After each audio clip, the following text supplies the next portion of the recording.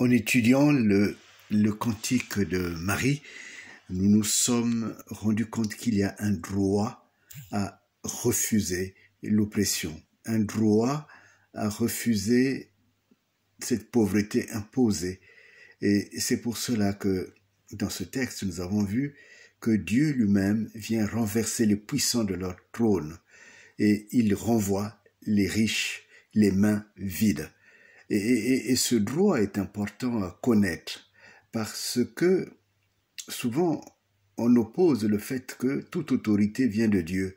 Donc comme toute autorité viendrait de Dieu, alors contester une autorité serait commettre un péché ou même serait contraire à la loi de Dieu.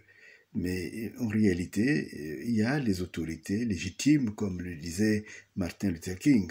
Mais il y a aussi des autorités qui sont des autorités à abattre.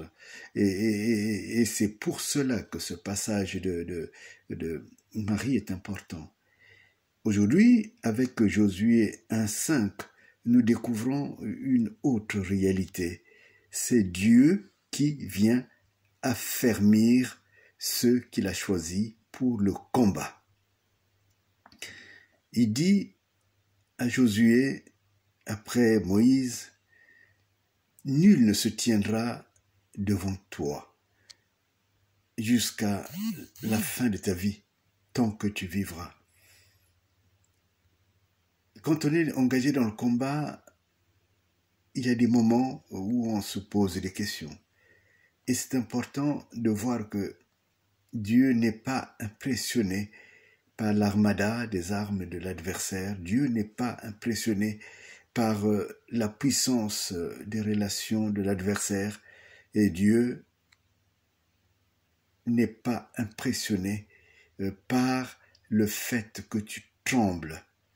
Il vient au contraire te dire, nul ne se tiendra devant toi.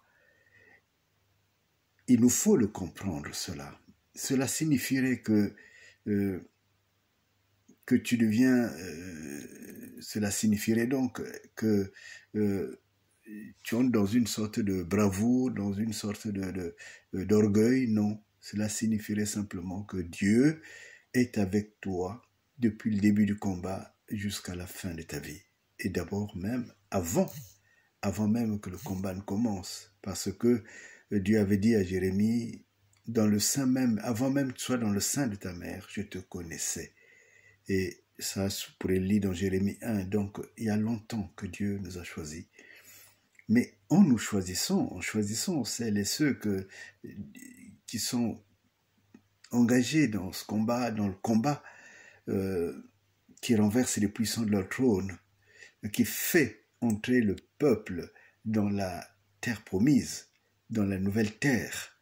Et cette nouvelle terre, dès l'instant que les puissants sont renversés, il n'y a pas besoin de migrer.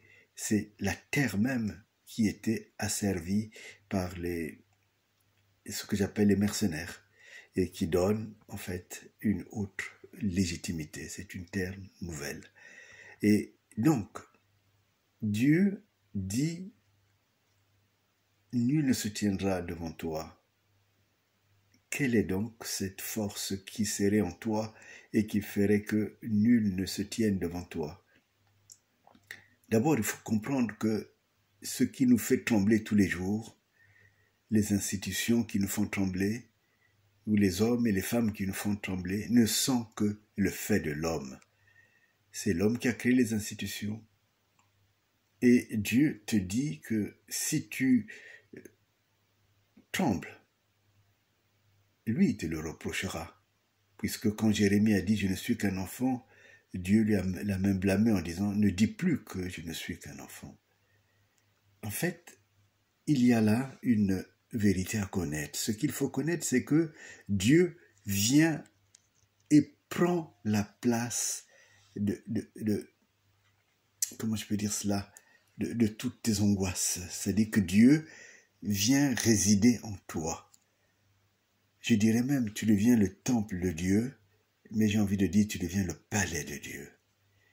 Et donc, quand les hommes viennent, quand les adversaires viennent, quand même Satan se présente, il se présente non pas devant toi, mais ils ont en face de lui, ils ont en face de Dieu lui-même. Et il n'a jamais été dit nulle part, même dans l'histoire, que le Dieu de Jésus-Christ a été vaincu. Ce Dieu est un Dieu toujours vainqueur. Donc, quand il dit « nul ne se tiendra devant toi », c'est parce que ils verront Dieu devant toi. Jésus l'avait dit que tout ce que je fais, c'est mon Père qui est en moi, qui me le donne de le faire. Et donc, celui qui a été appelé à ce point, comme Josué l'a été, et le Dieu qui est le même hier, aujourd'hui, éternellement, le fait aussi aujourd'hui. Oui, celui-là devient une résidence de Dieu. Et donc, dans les combats, c'est Dieu qui combat, c'est Dieu qui se lève pour combattre. Donc, ce n'est plus les hommes que toi tu vois qui te font trembler, mais c'est eux qui tremblent devant Dieu. Il y a donc là une vérité fondamentale qu'il faut avoir, que non seulement nous avons vu avec Marie qu'il y a un droit, je dis bien droit à combattre le mercenariat, droit à combattre la dictature, droit à combattre le vol, la spoliation de tout un peuple, mais il y a aussi un droit à vaincre tous les adversaires, car nul ne se tiendra devant toi. Et alors, quel est le travail qui te reste? Le travail qui te reste, c'est de te fortifier. Dieu dit, fortifie-toi. C'est-à-dire que chaque épreuve doit te donner de la force. Et c'est comme un entraînement, chaque épreuve. Chaque épreuve te conduit à vivre selon la volonté de Dieu. Et dans chaque épreuve, tu vois la grâce de Dieu à l'œuvre. Et cette grâce de Dieu te montre que Dieu est toujours vainqueur. Et donc, toi, tu es toujours vainqueur. Mais, et c'est cela qui est important, que cela n'est pas comme de l'ordre des thaumaturges. Non, il s'agit de manière claire du choix de Dieu qui est d'accomplir une mission précise. Cette mission, pour Josué, c'est de faire entrer le peuple dans la terre que Dieu avait promis à ses pères. Pour beaucoup d'entre nous, c'est te faire entrer dans la vie que Dieu a voulu que tu aies sur la terre. Et d'une manière ou d'une autre, cette vie te permet de voir que Dieu veut que tu puisses triompher pour que l'ordre qui a mis sous oppression toi-même et ton peuple soit renversé.